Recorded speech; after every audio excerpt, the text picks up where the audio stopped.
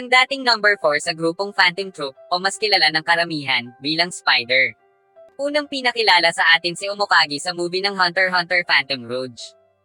Ang karakter na ito ang dating number 4 sa grupong Spider, na kung saan si Hisoka ang pumalit sa kanyang pwesto nung sumali ito sa nasabing grupo. Alam naman natin na bago ka makasali sa Phantom Troop, kailangan mo munang tumalo ng isa sa kanilang miyembro. Kapag nagawa mong tumalo ng isa sa kanila, makukuha mo na ang kanilang numero, at ikaw na ang papalit sa kanilang pwesto. At alam naman natin na tinalo ni Hisoka si Omokagi sa isang labanan, ngunit ang nakalaban at tinalo ni Hisoka ay isa lamang manika, na siyang isa sa abilidad ng dating number 4 ng Spider. Si Omokagi ay nagtataglay ng kulay pilak at mahabang buhok, at meron din itong hikaw sa kanyang labi. Ang pananamit naman ng dating number 4 ng Spider ay kawangi sa disenyo ng kasuotan sa tribo ng Kuruta, ngunit ang kaibahan, nagtataglay ito ng itim at madilim na kulay. Nakasuot din ang nasabing karakter ng itim na pantalon at kapa na nagtataglay ng puting mga linya sa ibabaw. Ang tattoo naman ng Spider ay matatagpuan sa kanyang kanang kamay na may numerong 4. Si Omokagi ay inilarawan bilang isang malamig at baluktot mag-isip na tao, na ang tanging hangarin niya lamang ay gumawa ng mga manika sa pamamagitan ng mga mata ng tao, na kung saan ang kanyang nakababatang kapatid ang pangunahing niyang naging biktima. At kahit inaalagaan niya ito, makikita ang galit at pagkadismaya nito sa dating number 4 ng Spider, sapagkat hindi ito masaya sa kanyang buhay bilang isang manika. Kahit sinabi pa ni Omokagi na ang pag-ibig niya sa kanyang mga manika ay katulad lamang sa pagmamahal niya sa kanyang nakababatang kapatid. Naniniwala rin ang karakter na ito na ang buhay ay magkakaroon lamang ng kahulugan kung ito ay walang hanggan at panghabang buhay. Para sa kanya, ang mga tao ay walang kwenta at kahit kailan hindi nila maaabot ang pagiging perpekto. Madalas din itong pinagmamalaki ang kagandahan ng kanyang mga manika at natutuwa rin ito sa paglikha ng mga kombinasyon ng iba't ibang uri ng tao at mga mata.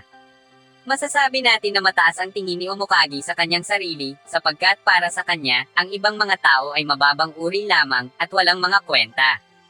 At ang tawag niya naman sa kanyang sarili ay ang Divine Puppeteer. Nahuhumaling din ito sa paggawa ng mga trahedya, at masaya rin ito sa pagtapos ng buhay ng ibang mga tao sa pamamagitan ng kanyang mga manika. Sa mga hindi nakakaalam, si Omokagi ang kasama ng Phantom Troop nung inatake nila ang tribo ng Kuruta. Sinabi pa nito, ang ginawa nilang pag-atake sa nasabing tribo ay sobrang saya, at hindi ka panipaniwala sa pakiramdam, sapagkat nasisiyahan ito sa kanyang ginawang mga krimen.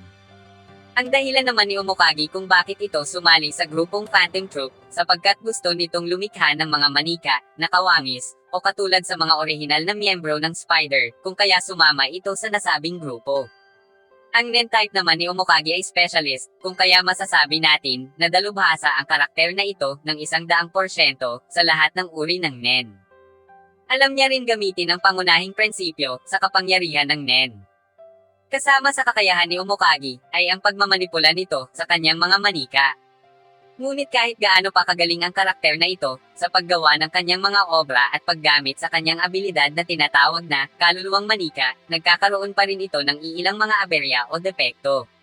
Sapagkat kahit gumawa pa ito ng mga manika sa pamamagitan ng mga malalakas na Nen user, hindi pa rin ito magagaya ang tunay na pisikal na lakas at kapangyarihan sa Nen ng mga orihinal na tao. Ang kaluluwa sa manika, na isa sa abilidad ni Omokagi sa kapangyarihan ng Nen, ay nagagawa nitong lumikha ng isang manika, batay sa isang taong lubos na iniisip ng kanyang biktima. Isang halimbawa nito, nung gumawa si Omokagi ng isang manika, na kawangis ni Illumi. Nalikha ito ni Omokagi sapagkat si Illumi ang madalas naiisip ni Killua kapag nalalagay ito sa kapahamakan. Dahil merong nakatanim na karayom sa ulo ni Killua, at inilagay ito ni Illumi sa kanya. Kung kaya kapag nalalagay si Killua sa mga delikadong sitwasyon, lumalabas sa kanyang isipan si Illumi, na kung saan, binibigyan siya ng utos nito na umatras sa mga labanan na hindi siguradong maipapanalo. Kung kaya masasabi natin na ang mga ginagawang manika ni Omokagi ay nakabatay sa taong madalas iniisip ng kanyang mga biktima. Ang abilidad naman ng kanyang mga manika, nagagawa nitong gayahin ang alaala, kamalayan, at maging ang abilidad ng mga orihinal na taong pinaggayahan ng mga ito. At hindi rin sila maaring lumabag sa mga inutos sa kanila ni Omokagi.